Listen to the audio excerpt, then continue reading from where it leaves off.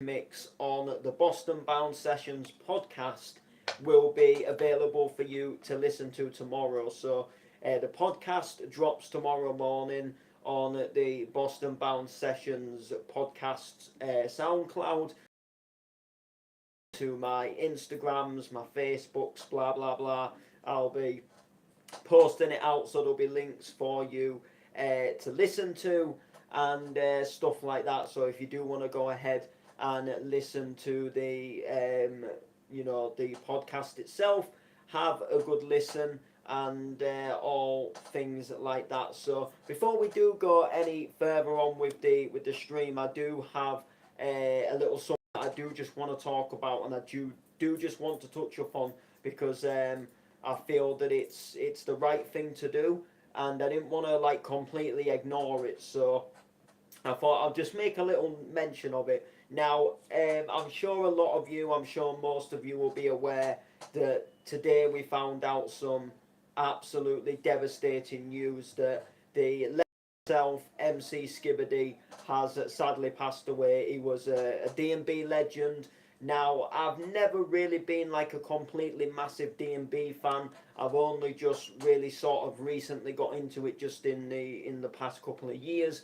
Done a couple of DMB gigs myself MCing, and started following a few people like Bellyman, and I know MC Skibberdy did come on to the car bars a couple of times, and I know during the virus and the lockdown, I know he was very active on his Facebook. He was going live every day, and he was entertaining people through the world of Facebook Live. I know he's rocked the DMB scene for years. He's an absolute legend. I do know that. And I do know that even people that aren't necessarily a fan of DMB will more than likely know who he is. And like I say, I don't personally know him. I've never seen him perform live. I've never seen him gig. But I have followed him for a couple of years now on the socials and things like that. And, even before I really followed him, I did know of the name, and I did have an idea of what the guy did. So I just want to say that my heart goes out to the family.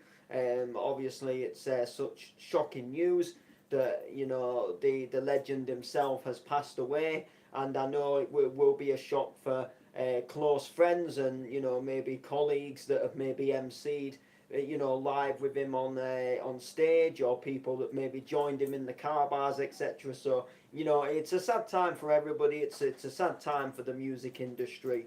So I wasn't going to make a whole dedicated stream about it because I didn't really know the guy. I didn't really know the guy too well. I only sort of knew of him, and I'll be honest, I haven't followed and listened to him for years. I've just known who he was. But I thought, it's still such a shame. He was still such a legend. And what sort of bits I did listen to it, listen of his, there was always absolutely banging. So I thought I'd just make a mention. My heart goes out to the family, everybody in the DMB scene, everyone who had a connection to him, and may his bars, may his music, and may his gifted talent still live on. So anyway, now we've got that out of the way, like I say, tomorrow I'm on the Boston Bounce Sessions podcast. So like I say, the guest mix, and there's about another 2, maybe 3 guest mixes that are rocking up. So we've got Nelson Santos, we've got Shanks, we've got Flatline. So, and then we've got myself, and then we've got Ashton, who's going to be, he'll be rocking the main mix. So, it has actually just gone midnight, so technically it will be out today, but I'm not entirely sure what time it actually like gets uploaded to the social medias. I don't know like when it comes up onto SoundCloud and stuff, so it'll just be a case of, when I wake up, I'll see it on there. But I know when Andy Whitby does his Bounce Heaven podcasts, I know they usually come out at something really stupid like 5 in the morning. But then I've seen posts from him, and he's always up at like 5 in the morning. Whereas me, I'll admit I'm not always the earliest person to get up, but I do like my nights as well. Like I like being sort of awake around this time. Sometimes This time I am sort of sometimes thinking of going to bed, and other times I'm just quite sort of chilled and relaxed. So I'm not sure what time it'll go up, but like I say, I'll be linking it on my socials and things like that. So you'll be able to listen to it.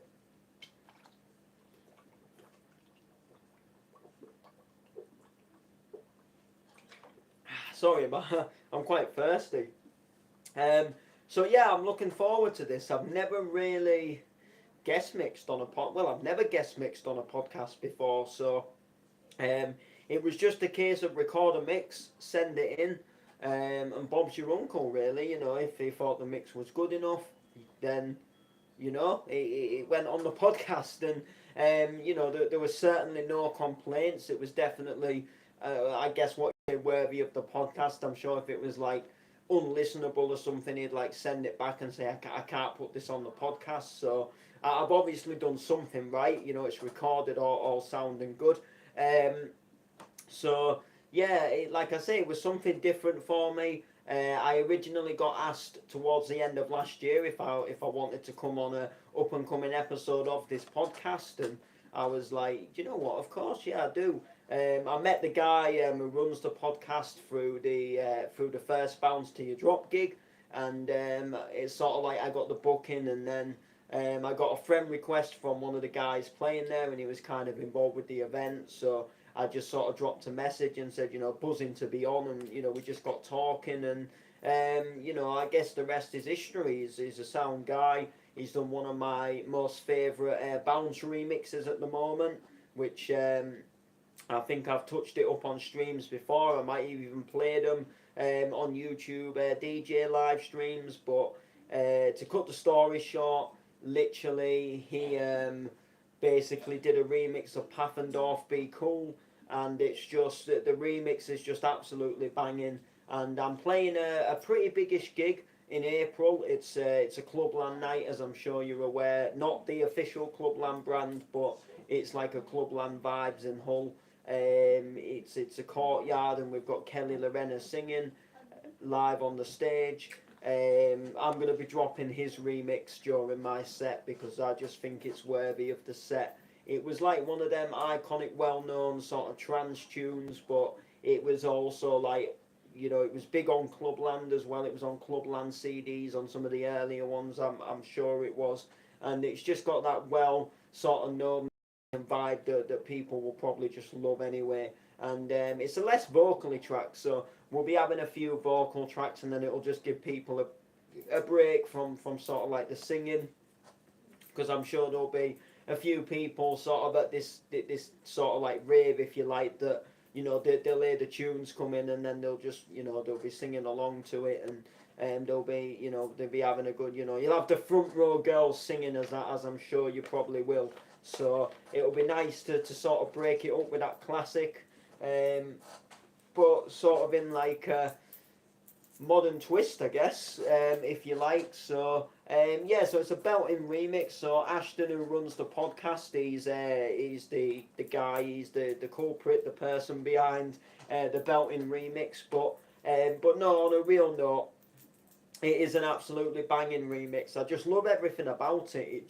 It has almost like a feel of the original, and it just has this new sort of fresh sort of vibe to it, and everything that he's put into the track just seems to work. Like he's got some really good sounds and elements from the old track, but then he's just got this like real sort of slick sort of modern bounce sound over it, and I don't know, there's just something about it, and it works. And I've been kind of waiting for people or for someone to do a remix of that tune for ages. Now, I did do a hardcore sort of version of the tune, and to be honest, I wasn't really too happy with it, and I went ahead and uploaded it anyway. It was like a bit of an hardcore sort of stroke of power stompy one, and I just don't really like it, to be honest, and it just didn't really sound too good, so I definitely scrapped my version. But Ashton is the one, he's done the banging version, so I think that that does it for me. I only really made it because I wanted a remix of it to play myself, and there wasn't really anything about apart from a Dougal and Gamma one that was done years ago, but I think it was just done for a CD, and there was no there was no official way to get the actual full track. You can only hear like what people have ripped off of the CD, and you partly hear the next tune coming in, and it just doesn't sound too clear because it's just taken from the CD audio. It's been recorded quite low, and there's just no point even trying to get it and mix it. Do you know what I mean? So when Ashton did his bounce version, it just made me feel quite happy. I mean, I found like I think you'd call it like a bit of a deep house remix of it that wasn't too bad actually. It was actually belting. It was just up for free. It was like a little free deep house thing, and it just went into like a real sort of modern sort of EDM sort of tune, and it wasn't too bad to be honest. But it just, I don't know, there was just something that was lacking from that I think Ashton put into his version. Like the deep house version just was more like they took the melody and they didn't really as such do a remix of the tune. Although they had the melody and the vocal, it just, to me it just sounded too different from the original, even though the melody was there. And you know, when someone does a remix, I do like some sort of like I don't know how to say it, like some sort of like similarities to the original. So when I did my remix of A Lonely Sex Shooter, it was a mashup mix of Firefox, Sex Shooter and Tom Craft's Loneliness. Now there's a little sound effect in the Loneliness track, the original, that goes and I took that and put it into my bounce version just to make it a little bit more like original stroke mashed up rather than just taking the melody. So I was kind of like quite sort of pleased. It was quite a good little thing to do. So I like songs that, like, you know, have some similarities to the original. You know, a lot more than just taking a melody and a vocal. If they get some like other little sound effects that was used in the original, it just sounds so much better, in my opinion. So Ashton absolutely ripped up that Be Cool. So you know, again, it's one of my favourites. If you haven't checked it out, it's on the Bounce Heaven digital website, and they actually will have just released some new tracks now because it's Monday, and it actually usually comes anytime sort of around now. We get about 10 tunes that come onto the Bounce Heaven digital website, so it's quite good. You know, they're a banging website. They've got some really good tunes on there, some really good producers. A couple of them to mention: Benjamin does some absolutely wicked tunes himself. Dave Curtis, you know, I've just recently got some of his tunes, and he did a really, really good remix of Dynamite. Is it the Tayo Cruz one? Tayo Cruz.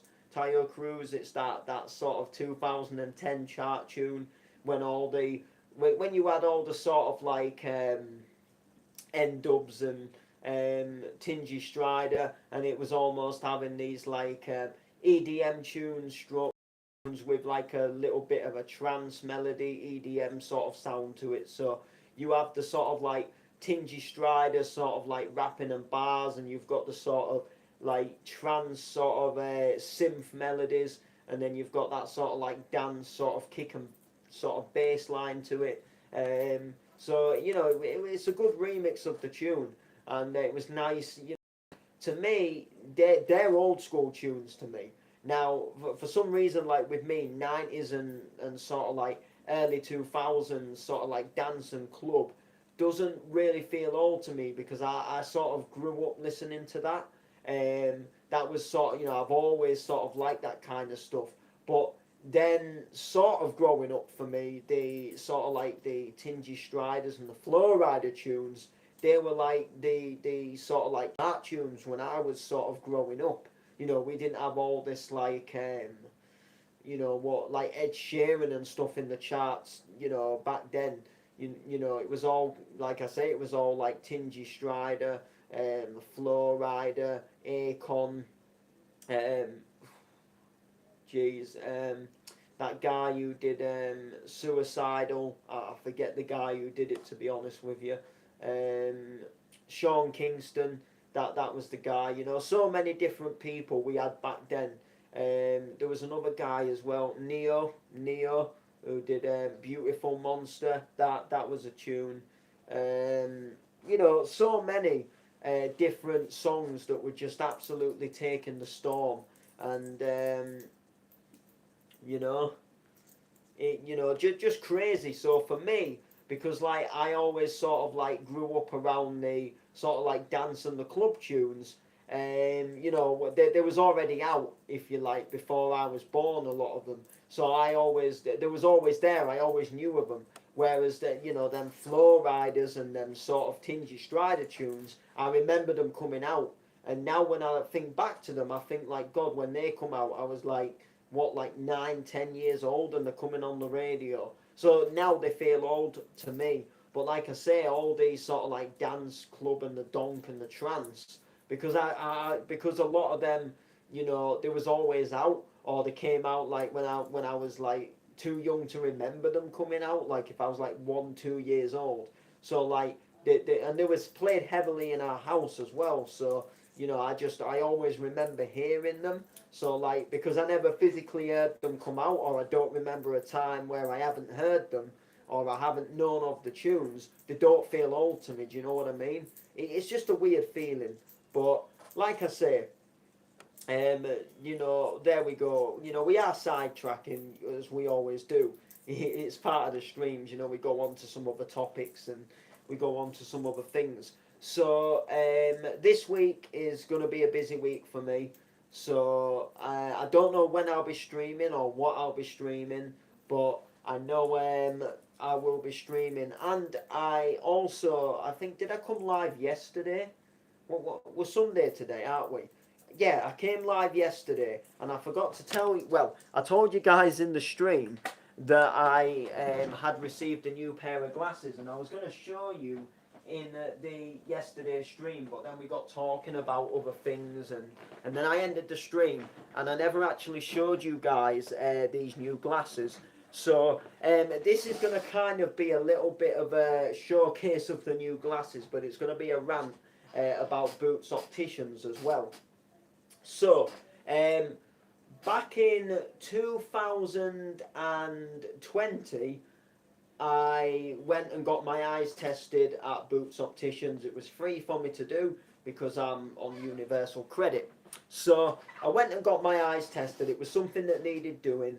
But picking glasses was so awkward because we was in the coronavirus, and there was more sort of edging you to go online, as opposed to sort of staying around the shop, picking and choosing what you want. So I never really got my glasses chose, and then months and months went on. Half a year had gone by. Got to the point where it was last year. It was the end of last year. It was December the 8th to be exact. And I finally went back, and I actually finally picked some glasses. Now, what an absolute mission it was. It was honestly the worst experience of picking glasses that I have ever gone through. So obviously, I'm changing. I'm getting older, and I wanted to sort of change my style and image up a bit. So I wanted to go for some glasses that was a little bit like with a thicker lens than these. So, and some of my friends were like, "Yeah, that's a good idea as well. It'll change your image. You'll look better on stage. Blah blah blah. The lenses will be bigger and better for you."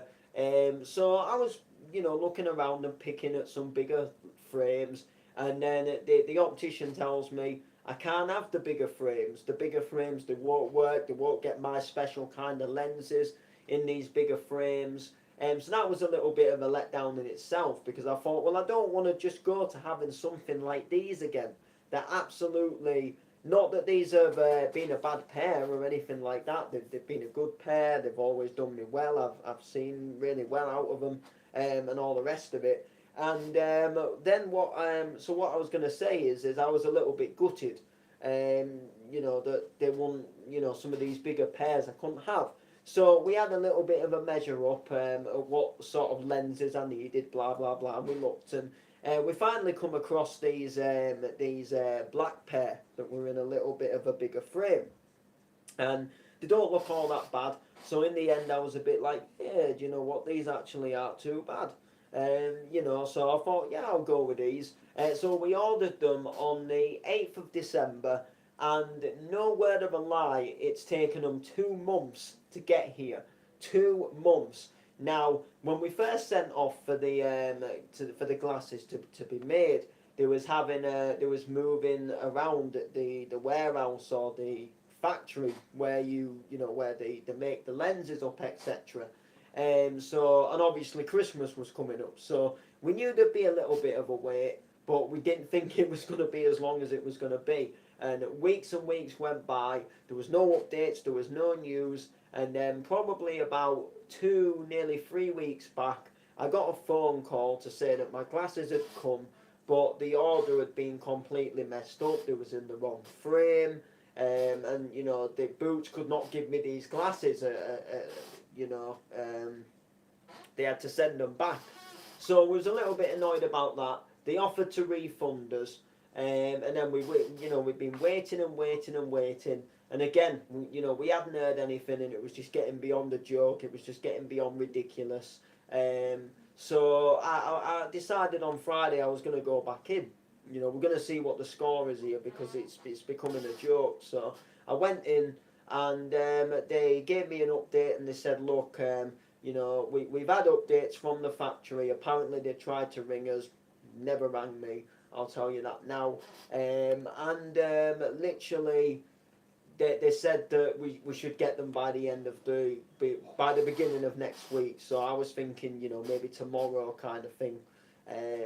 So I said, all right then, fair enough. We'll give you till after the weekend, and then if you're not by your word, we're going to kick off, because I've been quite patient about the whole thing.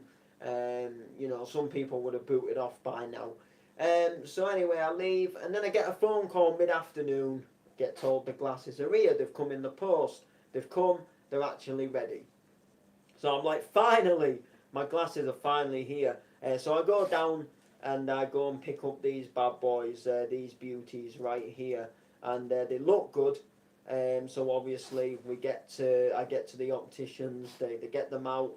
Here, try these on. So I put them on. Right there. Boom. So I put them on, and I'm wearing them, and they don't feel right. There's like a slight blare to them, and there is like a slight blare, and literally they just don't feel good. They don't look good, like, to me when I'm looking out of them. And just essentially, the only way I can describe it is it's quite hard for you to like kind of picture what I'm seeing, because literally you haven't got the eyes like I've got. So it's almost like, if you go into a Poundland, or you go to like I don't know, like like a shop, and they've all sometimes got like a little sort of like little rack near like the till, or like near the door, and they've got like these. They're almost like just like little reading glasses, just ones that you can just get if you don't actually really physically need glasses, but maybe you just need something to help you with the reading kind of thing, and you'll pay like £1 for them in Poundland. So that's kind of how it feels. So I put these on, and it's just a little bit like there's just a slight blare to them, and like I can see out of them. Like, for example, say like if these were my main pair, and say they bust, and say I had to wear these for like a couple of hours or something, like I could wear them for a couple of hours, but I couldn't wear them full time.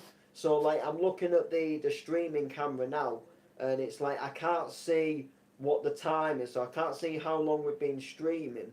It's like there's a little slight blare to it. So like I can't see small text, and like some of the sort of like medium-sized text, like above my phone, there's the name my ViewSonic, which is the name of my computer monitor. Now I can just read what that says, but there is a slight blare to it, and if it was any smaller, then I wouldn't be able to read it. But some of the other small prints, Like there's a stomping flyer just over there, and the writing on it's like really small, and I just can't read it. But when I put these on, like everything goes clear, and I can see how long we've been streaming. So we've currently been streaming now for 25 minutes. So there we go. And when I had these on, I couldn't tell you how long we've been streaming. So they're not right. They're gonna have to go back definitely. But it's a joke. I get them, and the second time around, they've still not even got them right.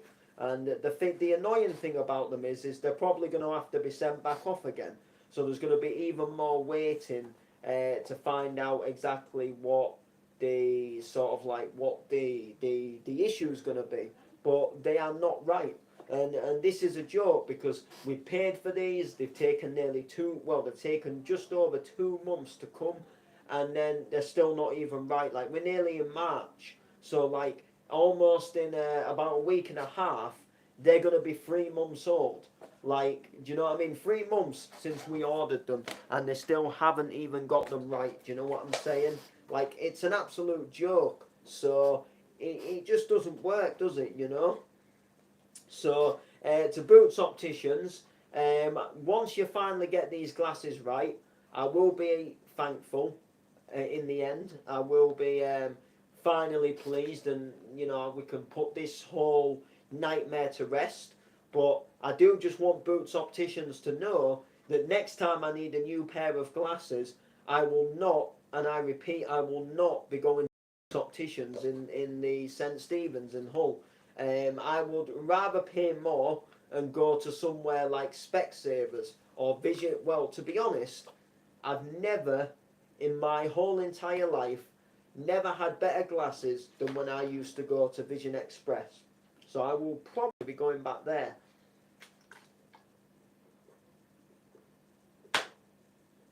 The reason why I stopped going there was because when I lived in Driffield, there was no Vision Express in Driffield, and we was driving all the way through to Scarborough. Now I do believe there is one in Hull. I think there's one inside of the Tesco's, I think, in the St Stephen's, if I'm right to remember. If not, I'm sure there's a Specsavers in town, so we shall see. But let's get these right first.